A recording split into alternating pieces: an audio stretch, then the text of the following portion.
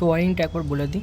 এখানে কি করেছে দেখুন, এই লাইটে প্লাস আর এই পাখার প্লাস দুটো আমরা এক জায়গায় করেছি, এবং এখানে যে ডিসপ্লেটা আছে তিনটে কানেকশান আমি একই জায়গায় করেছি, করে সেখান থেকে আমি সিঙ্গেল ওয়্যার বার করেছি যাতে আমাদের ওয়্যারিংটা কিছুটা কমে যায়। আর দেখুন বোর্ড থেকে আমরা এখানে মাইনাস পাওয়ার দিয়েছি সুইচের এক প্রান্তে, আর আরেক প্রান্তে লাইটের কানেকশান। এতে হবে কি আমরা সুইচ, এটা হচ্ছে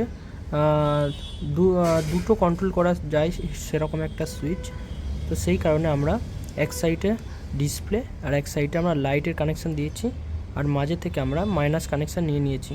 তো এই দুটো কানেকশানে আমরা এদিকে ডিসপ্লে আর এদিকে লাইট দুটোই আমরা একসঙ্গে চালাতে পারবো। এদিকে দেখুন, এদিকে আমি এর মাইনাসের কানেকশান এই সুইচ থেকে নিয়ে নিয়েছি, তো এখান থেকে আমাদের এই একটা সুইচে আমরা পাওয়ার ব্যাঙ্কেরও কানেকশান দিয়ে দিতে পারবো। তো এটা মাইনাসের কানেকশান হয়ে গেছে, আর প্লাস কানেকশান আমরা ডাইরেক্ট ব্যাটারি থেকে নিয়ে নিতে পারবো। আর এটা তো টাইপ সি থেকে 12 ভোল্ট চার্জার। তো চলুন বাকি কানেকশান আমরা করে ফেলি।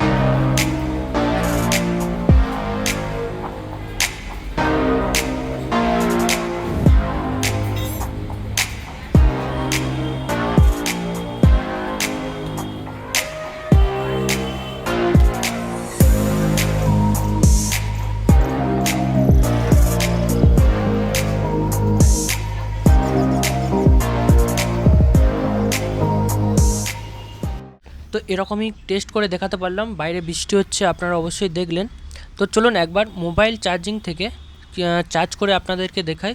তো মোবাইল সকেট থেকে চার্জ করার জন্য অবশ্যই আপনাদের চার্জার 3 এম্পিয়ারের হতে হবে। যে আপনারা দেখবেন মোবাইলের চার্জারের মধ্যে 12 ভোল্টের ইন্ডিকেট করা থাকে কত এম্পিয়ারে চার্জ করতে পারে। তো সেইভাবে আপনারা চার্জার ব্যবহার করলে মোবাইল চার্জিং সকেট থেকে আপনারা এই 12 ভোল্ট ব্যাটারি প্যাক চার্জ করতে পারবেন। তো ভালো করে দেখাই, কারণ আপনারা বুঝতে পারবেন না। তো এইবার দেখুন, অন করলাম,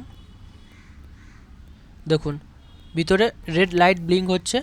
তো এটা যখন চার্জিং হয়ে যাবে তো গ্রিন লাইট ব্লিঙ্ক হবে, জ্বলে থাকবে। তো এইভাবে আপনারা একটা ব্যাটারি প্যাক বানাতে পারবেন। তো চলুন বাই, এই ভিডিও এই পর্যন্ত। তো আবার দেখা হবে অন্য কোনো ভিডিওতে নতুন কোনো টপিক নিয়ে। তো সেই কারণে আপনারা অবশ্যই দেখতে থাকুন, ভালো থাকুন, বাই।